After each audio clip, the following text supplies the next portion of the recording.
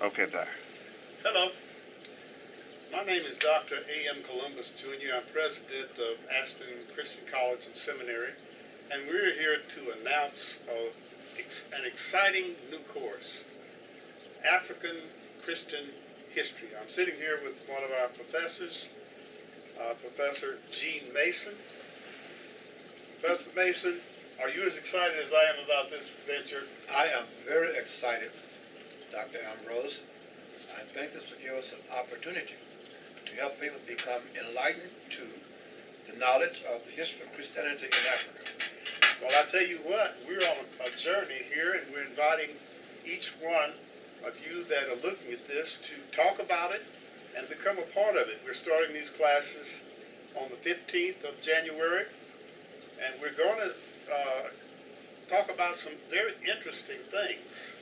I know many of you probably have the notion, as most people have, that if it were not for slavery in America, Africans wouldn't know about Christianity.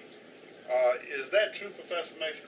That is not true, and we hope to enlighten people to the fact that, as far as Africans are concerned, we were involved with Christianity 1,000 years ago. Now that's something that I know a lot of you may think is strange. We're not making this up. I'm just so happy to have on our staff Professor Gene Mason, who has taught classes in this subject, and he's also been involved with Black history. Give us a little bit of your background, Professor Mason. Well, Dr. Ambrose, I must say that my knowledge of Black history began way long time ago. Uh-huh. Just by my involvement with a person who was Black, who was very knowledgeable about Black history. And also when I went to college, my professor, Dr. Lorenzo Green, was the well-known professor of Black history in America. He was the secretary to Booker T. Washington, W.B. Du Bois, when they put together the whole thing of the Black History Month. And he showed me a lot of documents that he had put together. He'd written a number of books, and so he inspired me to pursue the idea of Black history. And also, when I was out of high school, before I could find a job, I would go to the library. And I was reading one day about Columbus' travels. The Columbus talked about seeing Africans going back to Africa when he was coming to America. So from that time, I've been so inspired to learn more about Africa. Well, I hear that you've also given lectures at colleges. What is your understudy degrees from? My degree, BS in social science, with an emphasis in history. Okay. At the master degree level, I was a social worker with an emphasis in community organization. While in high school, I developed a program of pen pals, African pen pals, where people in my church were writing folks all over Africa.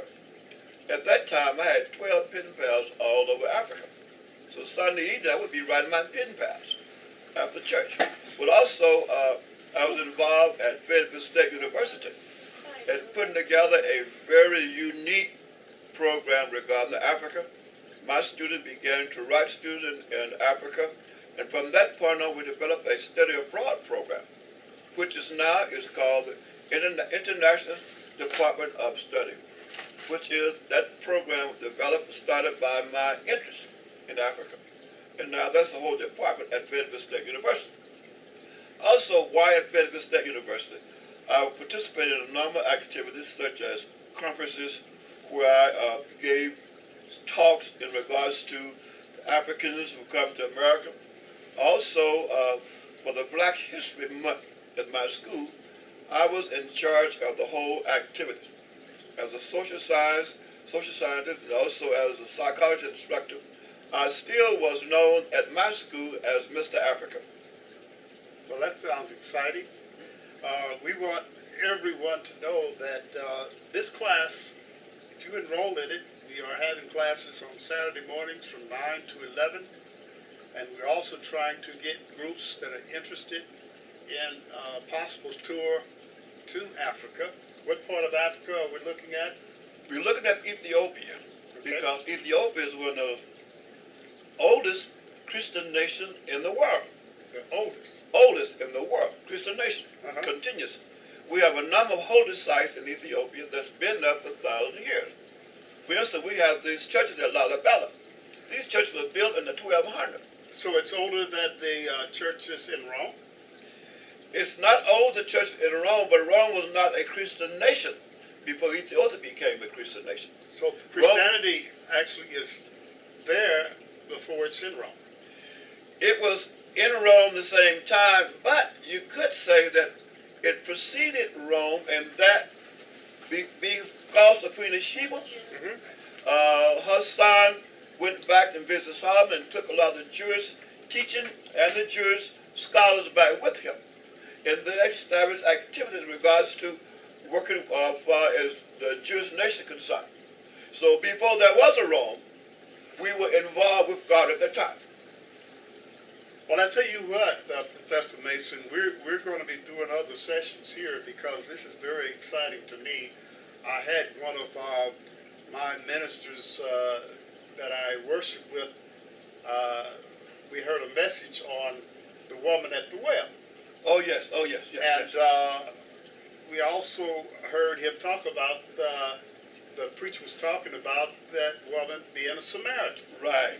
And the preacher next to me, who was like myself, African American, he looked at me and smiled and said, well, Samaritan, they were black people. And I want those of you that look at this to know that looking for black people in the Bible, Professor Mason, I liken it to looking for trees in the forest. Definitely. Would you liken it to that? I sure would, because not only were the Samaritans black, but most other folks in that area was black. Including the Israelites. Right. They was black. As I say, it's like looking for trees in the forest. Definitely. We have a lot of education to do with our people because we are European oriented because of the colonization of the European nations through my namesake, Christopher Columbus. Right. So naturally, we are that oriented, plus the movies, all the people in the Bible were white, the wise men, the Mary and Joseph and Jesus and the disciples and all of the people. But we're going to learn some things and correct some notions in this course study. And it's not just our things that we're making up. Matter of fact, you have a book there. Tell us about this text. Yeah, this text is called The History of Christianity in Africa. Very good text. The author goes through certain historical notions, Okay. and indicate what was going on in Africa as far as Christianity is concerned. But we have another book we're going to be used called Blacks Who Died for Jesus, another history book. Now this book kind of arguments what this book says. Okay. The one that Blacks Who Died for Jesus kind of detailed Okay. specific black folks during the Christian time who died for Jesus. Christians are black scholars that we know about. We didn't know they was black. Like St. Augustine. He was black as I am. Maybe a little blacker, you know. Well, and that's interesting because I've been in seminaries, graduate of Southwestern College in Oklahoma. They never let me know that the greatest historian, the greatest theologian, someone who is called the father of theology, St. Augustine, they never let us think about the fact that he was an African. Yes, he was an African. Not only that, but the school that he taught at in Alexandria was one of the first theological schools as far as Christianity is concerned. He was part of that argument, that putting together like that. And not only with him, Brother Ambrose, like when I met Brother Ambrose, I asked him who named him. He said, well, I was named after my daddy. Who named your father? He said, my mother. I said, where was she from? He said, she's from Augustine. I said, well, that's why he named it me.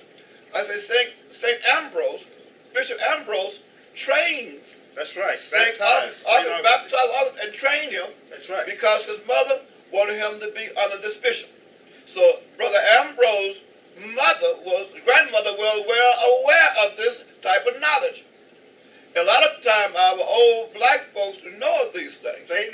things that we didn't know. Right. And so this was passed on to him through his father. The fact that Bishop Ambrose trained Augustine, That's which right. the city of St. Augustine was named after. That's right. That's right. Which is the oldest city in America. Older than any city in America, Okay. and that it was founded before any other city Right, right. in America. So we have much that we're going to discuss, and we hope that those of you that are looking at this broadcast will continue to look at future broadcasts as we give excerpts from these courses and classes, and we invite you to come in with us. Some of you can Skype in, and some of you can attend our campus class.